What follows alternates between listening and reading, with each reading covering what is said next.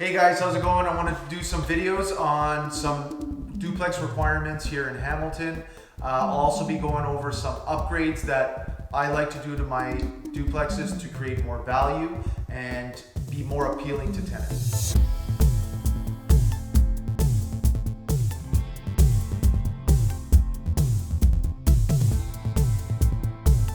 Coming into the property, we see that we have a separate entrance into the basement unit. That's very important. We need that, and we look for that when buying the property. Also, what needs to be done is both units need to be self-contained.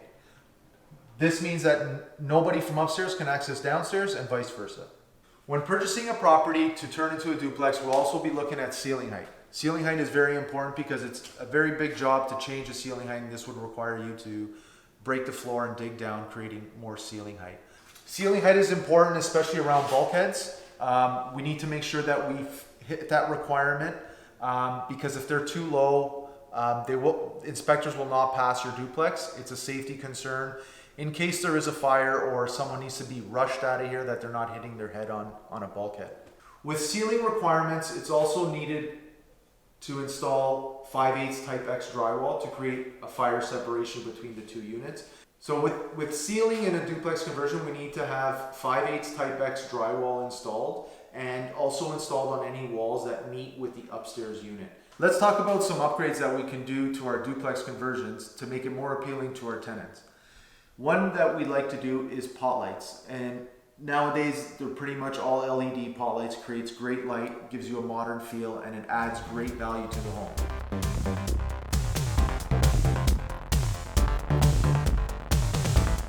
When it comes to water in our duplex conversions, what I like to do is increase the water line to a 1-inch line. And this will allow us to have the proper water flow to both units.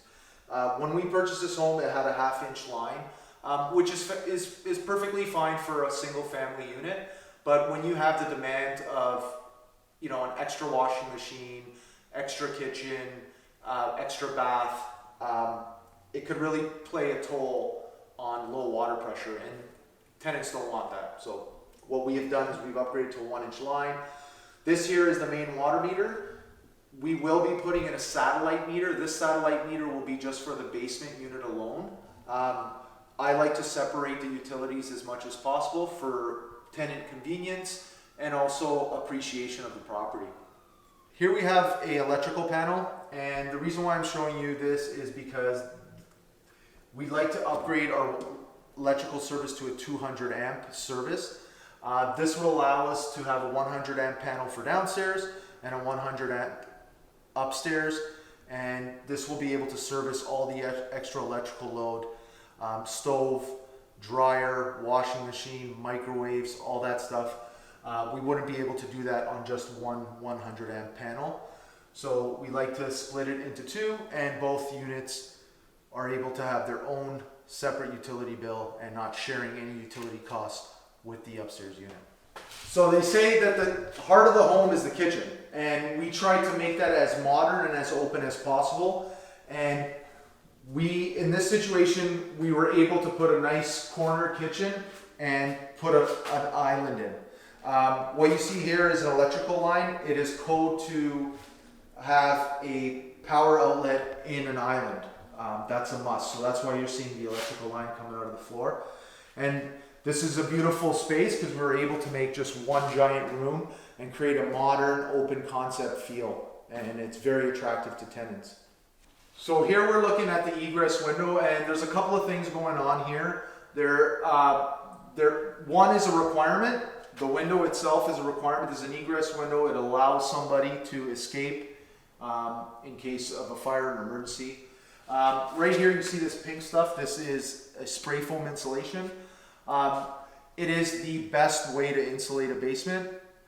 Some people may say it's a little bit of overkill, but one reason why we do it is there's so many good energy rebates right now through the government and through the gas company that allow us to install this and get a rebate in return, bringing our cost of spray foam down.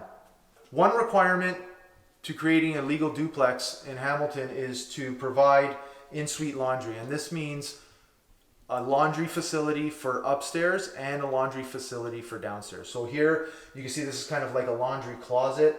You have your water hookups and your drains, your electrical hookup, and your vent for your dryer. So the basement unit will have their own stackable washer dryer unit here and won't have no need to share with upstairs. So here we're standing in the washroom. I don't know if you guys remember the older videos. This used to be the laundry utility room area. One reason why we really like this area for the bathroom is because it gave us a window. And sometimes it's not feasible to get a window into a bathroom, into a basement, in a basement unit. So this is a great space, and it gives us a long bathroom, allowing us to put in a long vanity. So in the bathroom, there's a couple of upgrades that we like to do. One being hooking up the light switch up to the fan. And what this allows us to do is have the fan on every time the tenant is taking a shower. So anytime the tenant has the light on, the fan will be running. This will decrease mold growth in the bathroom, and it will allow all that moisture to escape outside.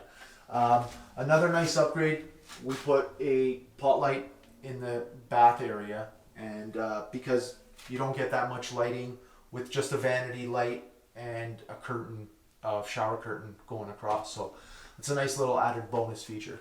This is a little tight, but I'm going to try to show you this. This here is a sump pit. And if you recall in the previous videos, we did an interior weeper all the way around the perimeter of the basement.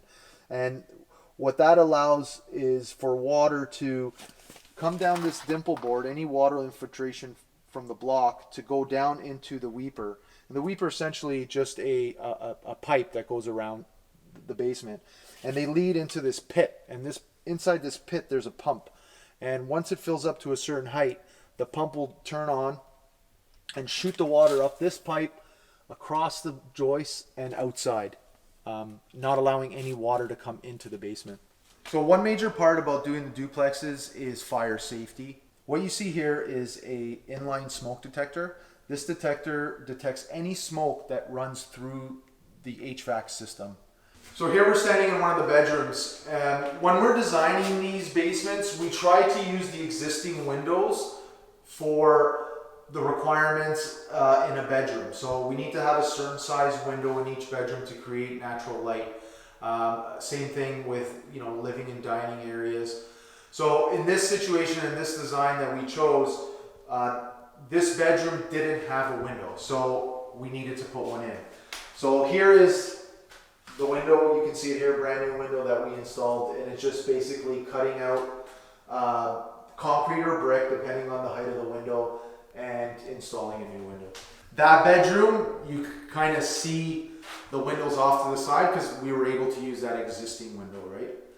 Going back to the fire safety when creating a duplex, the basement unit here, each bedroom and the common areas have a hardwired smoke and CO2 detector, and now it's also law to have a strobe light for those hard of hearing or the deaf, so you can have a visual alarm.